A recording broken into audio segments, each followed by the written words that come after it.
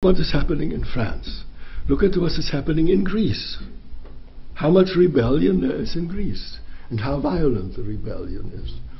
Look at any number of other countries. And so governments are beginning to put two and two together and say, we have to do something about this. In Africa, where I was still yesterday, I just landed in Düsseldorf, actually yesterday, I think. In Africa, the government, the ANC in South Africa, for example, says, we have to do something or they will cut off our heads.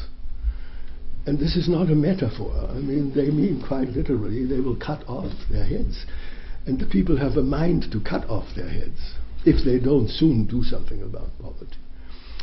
So the question is not where does the money come from. The question is who has good ideas. So that goes wonderful with the title of your book. Brains is what's needed. Ideas to feed to these people. Ideas that really would do something about poverty, which is of course very different from what one has so far done. I mean, so far one has believed or tried to lie to people that what's called WWW, der Wirtschaftswachstumswahnsinn. Also das Wirtschaftswachstum wird Arbeitsplätze schaffen. Kein Mensch glaubt das. In Afrika 70% arbeitslos. In English. In Africa, thank you. I shouldn't get out of my field. Anyway, recently statistics say in South Africa 70% unemployment, and the economy shrank by 30% in the last year alone. So you tell somebody that you can get rid of the poverty in South Africa with economic stimulus. And I think that's become extremely insulting to talk about economic stimulus as the answer to the problem. And people should lose patience with that and start throwing excrement. Fritjof, a central point of your thinking is that growth is a concept of the past. We cannot afford this kind of growth, Wirtschaftswachstum, anymore. That was assumed to provide jobs. So without growth, is it a concept like the Green Party has for a long time? No. What is the difference to that? Oh, it's huge. I mean, the idea is very much, I'm all in favor of growth. I'm not against growth. But the idea, that if you create growth in Mercedes-Benz and in BMW and in Volkswagen, I mean, one rough way of saying that, and excuse when I use slightly rough language or rough metaphors. I mean, the idea is that to assume that jobs will be created by feeding the big corporations is a little bit like feeding an elephant green leaves and expecting him to shit bulbs. I mean electric bulbs. Electric bulbs will not come out of the behind of the elephant just because you feed him green stuff, namely dollars. So growth, yes, but growth for the 80% that at the moment live on the edge of some kind of poverty. 2 days ago, the Oscar was given to a movie which, if you look at it, you'll get some idea of what poverty in India looks like. And that is 80% of mankind. And to start to make a life possible for these 80% will require an enormous amount of growth, but not wasteful growth. Growth with raising food in slums, with the sort of vertical gardens we already have.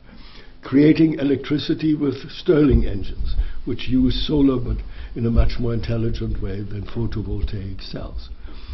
Creating buildings with the little eco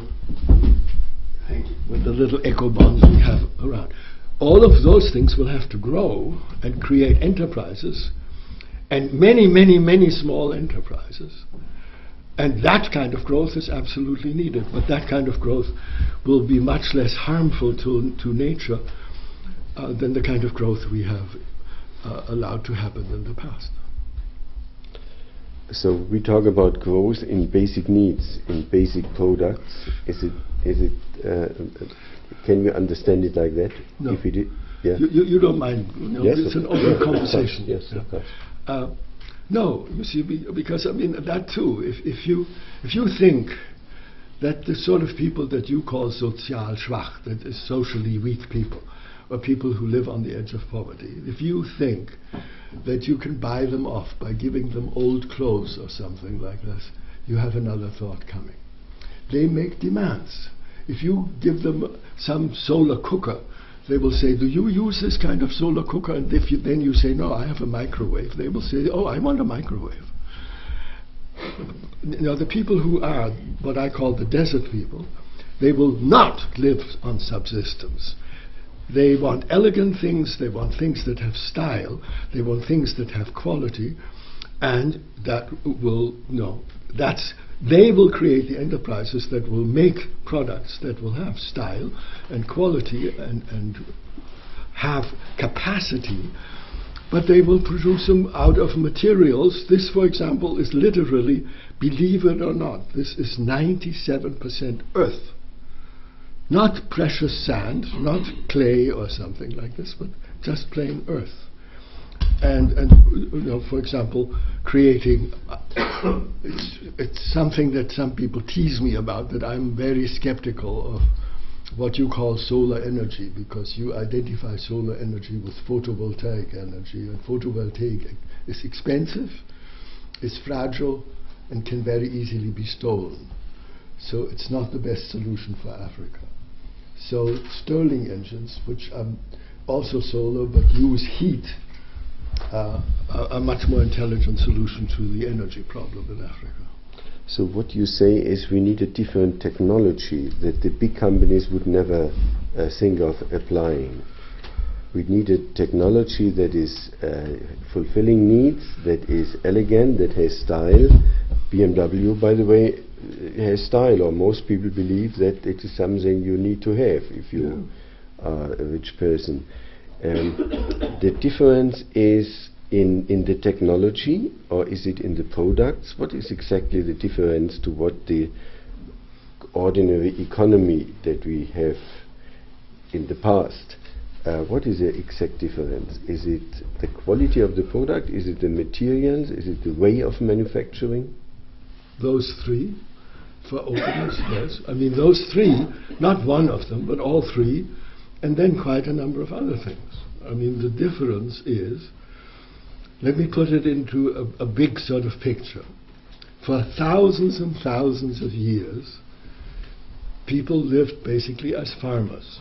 80% of humanity lived and worked on farms until fairly recently, until 100, 120 years ago, and in India they still do it.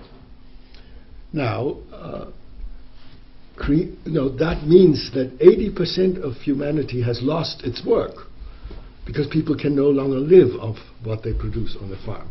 So your idea, or what is here usually quoted, 3.4 million, is ridiculous, because I mean you're forgetting about all the other things that cause unemployment. We can talk about that. That was said too quickly, but to stay with your question, the point is that there are technologies, and they're not technologies, so let me be very careful about this, okay? It's not technologies that the big